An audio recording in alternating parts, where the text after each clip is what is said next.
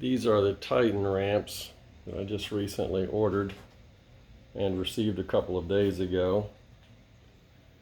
As you can see, there's some problems with the welding. Some of this really doesn't look too good,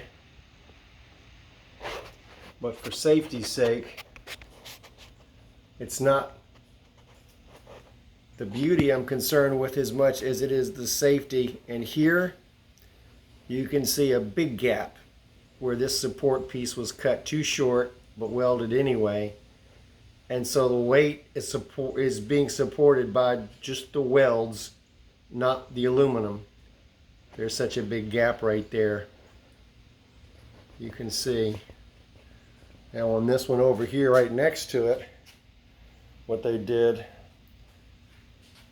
was the right way, where the aluminum goes all the way up and it meets the other aluminum. I can get in here closer. That's really what it should look like. I can hold it still there. Yeah, that is a better view of what it should look like. The welds are just holding the aluminum in place, but the aluminum is supporting the weight.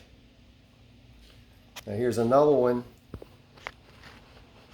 There's a bit of a gap on this one as well. That one's not quite as concerning.